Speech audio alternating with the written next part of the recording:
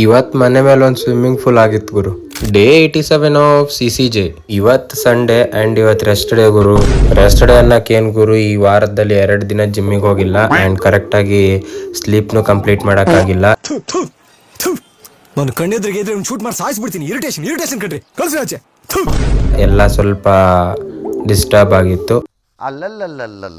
So upcoming ಮಂಡೆಯಿಂದ ನಾನೆಲ್ಲ ಮತ್ತೆ restart ಮಾಡ್ತೀನಿ. ಇವತ್ತು ಸಂಡೇ ಅಂಡ್ ಈಸ್ಟರ್ ಫೆಸ್ಟಿವಲ್ ಇರೋ ಕಾರಣದಿಂದ ಬೆಳಗ್ಗೆ ಬೇಗ ಎದ್ದು ಸ್ವಲ್ಪ ಫ್ರೆಶ್ ಅಪ್ ಆಗಿ ಚರ್ಚಿಗೆ ರೆಡಿ ಆದ್ವಿ.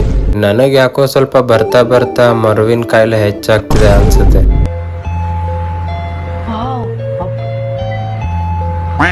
ಮೇನ್ ಟಾಪಿಕ್ನೇ ಕ್ಯಾಪ್ಚರ್ ಮಾಡೋದನ್ನ ನೆನ್ಪು ಹಾರ್ಬಿಡ್ತೀನಿ ಗುರು.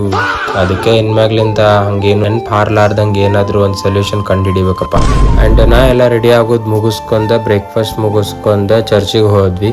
ಚರ್ಚಿಗೆ ಹೋಗೋ ಟೈಮಲ್ಲಿ ಹಿಂದ್ಗಡೆ ಅಮ್ಮ ಕುಂತಿರ್ತಾರೆ. ಏನಾದರೂ ನಾನು ಕೈ ಬಿಟ್ಟು ಏನಾದರೂ ಫೋನಲ್ಲಿ ವಿಡಿಯೋ ಮಾಡಕ್ ಹೋದೆ ಅಂದ್ರೆ ಹಿಂದಿಂದ ಒಂದು ಮತ್ತೆ ತಲೆಗೆ ಹೊಡಿತಾರೆ. ಸುಮ್ಮನೆ ವಿಡಿಯೋ ಮಾಡಕ್ ಹೋಗ್ಲಿಲ್ಲ. ಅಂಡ್ ಚರ್ಚಿಗೆ ಹೋಗಿ ಬಂದು ನಾ ಸ್ವಲ್ಪ ಹೊರಗೆ ಹೋಗಿ ಬರೋದಿತ್ತು. ಅಲ್ಲಿ ಹೋಗಿ ಬಂದ ಮನಿ ಮೇಲೆ ನಂದು ಡೈಲಿ ಸ್ಟೆಪ್ಸ್ ಕವರ್ ಮಾಡಕ್ ಹೋದೆ. ಬಟ್ ಮನಿ ಮೇಲೆ ಒಂದು ಸ್ವಿಮ್ಮಿಂಗ್ ಪೂಲ ಕ್ರಿಯೇಟ್ ಆಗ್ಬಿಟ್ಟಿತ್ತು. ಏನ್ ಮಾಡಕ್ ಬರಂಗಿಲ್ಲ ಅಂತೇಳಿ ಎಷ್ಟಾಕೈತೆ ಅಷ್ಟು ಅದ್ರನಾಗ ಸ್ವಲ್ಪ ವಾಕಿಂಗ್ ಮಾಡಿ ನನ್ನ ಡೈಲಿ ಸ್ಟೆಪ್ಸ್ ನ ಕವರ್ ಮಾಡಿದೆ. ಇವತ್ತಿಗಿಷ್ಟೇ. Stay fit and focused. ಸಿಗುವ ನಾಳೆ. ಟಾಟಾ.